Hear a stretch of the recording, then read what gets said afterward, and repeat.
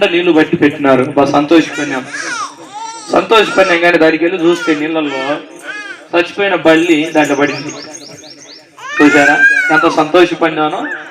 నీళ్లు బలి పట్టి పెట్టినట్టున్నారే అని సంతోషపడినాను. ఇంకా ఆదివారం వస్తుంది ముందుగానే పట్టి పెట్టినారు అనుకున్నాను. తీరా చూస్తే దాంట్లో చచ్చిపోయిన బల్లి దాంట్లో తేలాడుతా ఉంది. ఇప్పుడు ఆ నీళ్లు పనికొస్తాయి, ఇంకా చూడడానికి పనికొస్తాయి కానీ వాడుకోవడానికి ఇంకంత కింద వారబోసేసాం, మరణం మోసుకొని తెచ్చాం. చూసారా పిల్లారా, ఈరోజు నీ జీవితంలో పైకి బాగా కనపడవచ్చేమో, అది ఎప్పుడు వాక్యం దగ్గరకు వచ్చినప్పుడు అది మంచిగా చెడుగా అర్థమవుతుంది నీకు. వాక్యం లేనప్పుడు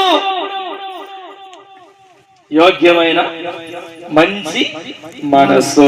దేవునికి స్తోత్రం, దేవునికి స్తోత్రం. ఈరోజు అయోగ్యతగా ఉన్న మనమలని దేవుడి యోగ్యతలోనికి తీసుకొచ్చాడు. మునుపు దేవునికి దూరస్తులుగా బ్రతుకుతున్న మనమని ఆయన ఎవరో తెలియకుండా జీవిస్తున్నాడు. ఆయన మాట అంటే గిట్టని మనమని ఆ యేసయ్య ఆ మాట అక్కర్లేదులే అంటుంటే ఈరోజు ఆ యేసయ్య మాట ఇవ్వడు. సభలుడు దేవుని నామమున ఆ యేసయ్య మా రక్షకుడు. ఆ యేసయ్య మా కోసం ప్రాణం పెట్టాడు, తన రక్తాన్ని చిందించాడు. ఆ రక్తం ద్వారా మాకు పాప క్షమాపణ కలిగి చేశాడు. ఈ రోజు మేము దేవుని బిడ్డలము అనే ఒక అధికారం ఎలా పొందుకున్నాము అంటే యేసు రక్తము ద్వారా మాత్రమే. సభలోడు దేవుని నామాన్ని హల్లెలూయా. ఆ యేసయ్య మా కోసం రక్తం చిందించకపోయినట్టయితే మేము ఇంకా పాపములు అనేవారివి, మాకు మోక్ష మార్గం దొరికేది కాదు. బలులు అర్పించాలంటే సాధ్యమా? పిల్లల కోసం, తల్లుల కోసం, కుటుంబం కోసం ఎన్ని బలులు అర్పించాలి? ఏట ఏట ఏట ఏట బలులు అర్పించిన ఆ పాపము తీసివేయలేకపోయింది ఆ బలుల ద్వారా. అయితే పరిశుద్ధ రక్తాన్ని మన కోసం చిందించినాడు. ఆ ప్రభువే బలైపోయినాడు. చపలోడు దేవునామని ఆయన ఒక్క బలి ద్వారా మనకు పాప క్షమాపణ దొరికింది. హెబ్రీయులకు రాసిన పత్రిక 12వ అధ్యాయం రండి, ఆ మాట చూపిస్తాను. హెబ్రీయులకు రాసిన పత్రిక ప్రియులారా, అక్కడ రాయబడినటువంటి ఒక చక్కని సందేశాన్ని మీకు నేను జ్ఞాపకం చేయదలిచాను. లేదా 10వ అధ్యాయం అనుకునండి, 10వ అధ్యాయం హెబ్రీయులకు రాసిన పత్రిక 10వ అధ్యాయం 12వ వాక్యం. ఈయన అయితే పాపముల నిమిత్తమై సదాకాలము నిలిచి ఒక్క బలిని అర్పించి అప్పటి నుండి తన శత్రువును తన పాదములకు పాదపీఠముగా చేయబడి వరకు కనిపెట్టుచు దేవుని కుడి పార్శ్వమున ఆసీనుడాయను ఒక్క అర్పణ చేత ఈయన పరిశుద్ధపరచబడు వారిని సదాకాలమునకు సంపూర్ణంగా చేసి ఉన్నాడు. చపలోడు దేవునామాని ఒక్క అర్పణ ద్వారా నిజంగా ప్రభు అయిన యేసుక్రీస్తు ప్రభు ఆయన బలైపోటు ద్వారా మనకేమొచ్చింది? సమాధాన స్థితి వచ్చింది, రక్షణ వచ్చింది, పరిశుద్ధత వచ్చింది ఆయనను ఆశ్రయించడం ద్వారా. ఈరోజు తల్లి, చెల్లి, అక్క, అన్న వినండి, దేవుని మాటలు మనం వింటున్నాం.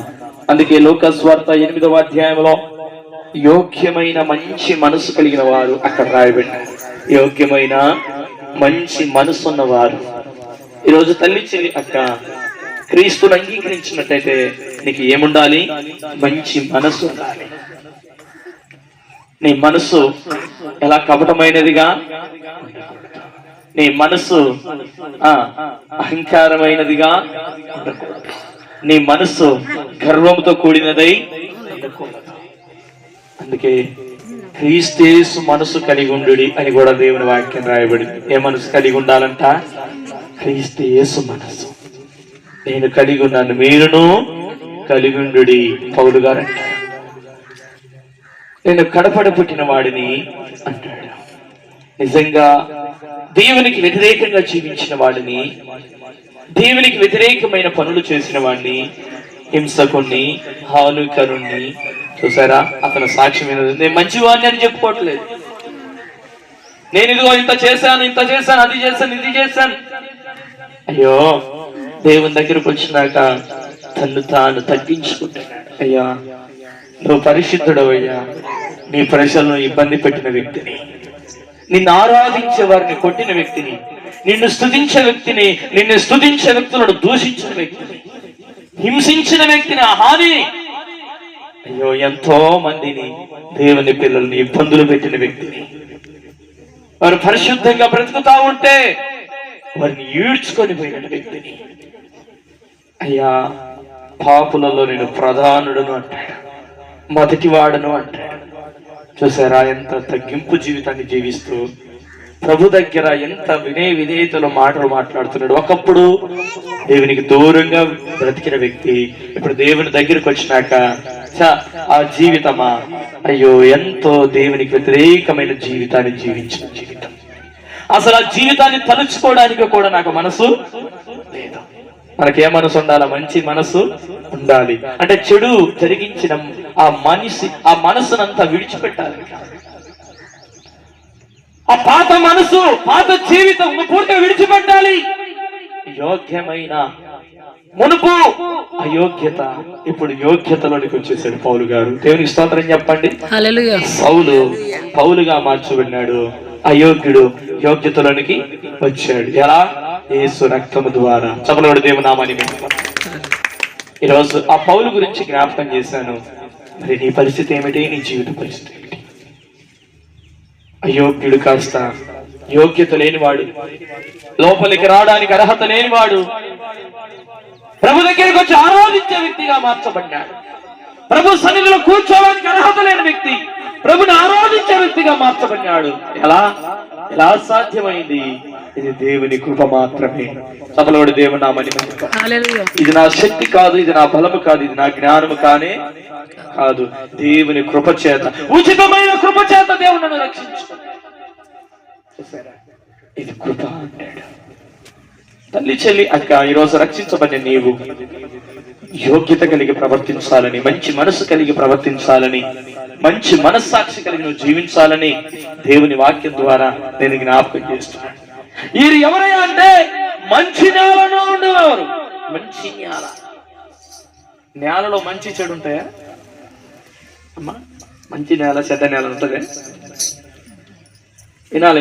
మీరు ఎవరైనా నిద్రపోతుంటే నాకు అలవాటు పేరు పెట్టి పిలచటం, నిద్రపోతున్నారని చెప్పటం నాకు అలవాటు. ఎందుకంటే ఎంతో దీనికోసం వెనక ప్రార్థన ఉంటుంది.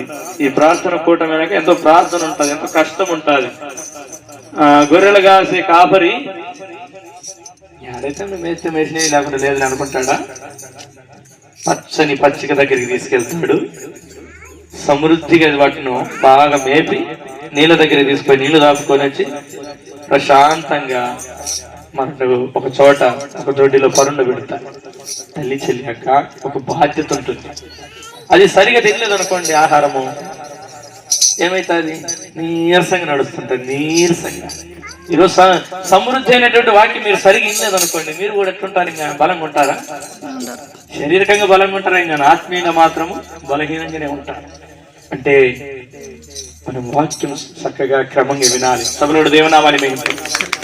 తల్లి చెల్లి అక్క అన్న విందా, మంచి నేల. మంచి నేలగా మార్చబడాలంటే ఊరికి మంచి నేల అంటే అయిపోతుందే? మంచి నేల అంటే అయిపోతుందే? అందులో చెట్లు మొలిచి ఉంటాయి.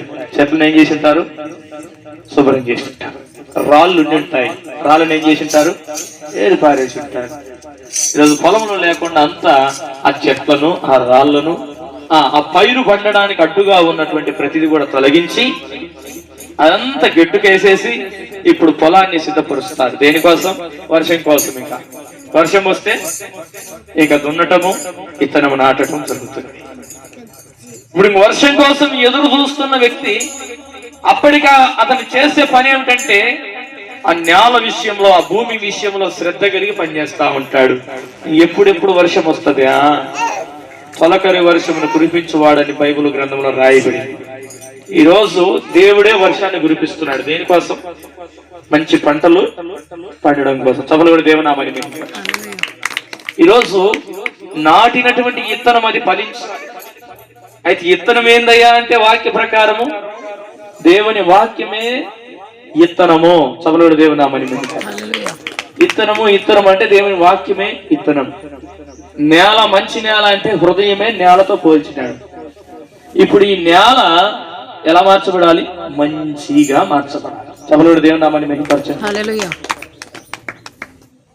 చెట్లు రాళ్ళు అటువంటి ఏమన్నా ఉంటే వేసినటువంటి విత్తనము సరిగా, ఈరోజు వాక్యం వింటున్నటువంటి తల్లి చెల్లి అక్క, వింటున్నటువంటి వాక్యం నీలో ఫలించాలంటే నువ్వు మొదటిగా నీ హృదయం అనే నేల అది మంచిగా మార్చబడాలి.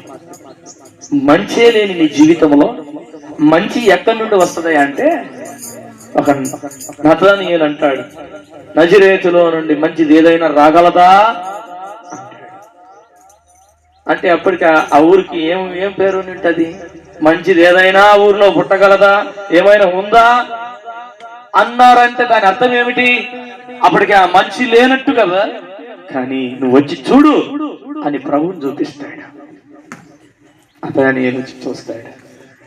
తల్లి చెల్లి అక్క అన్నా వినండి,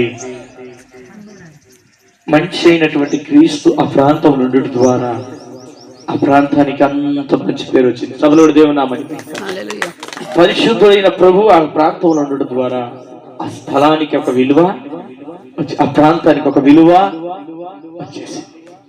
ఈరోజు ఆ ప్రాంతంలో మంచిదే లేని ప్రాంతంలో యేసుక్రీస్తును ప్రభువుని బట్టి ఇప్పుడు సంతోషపడుతున్నారు.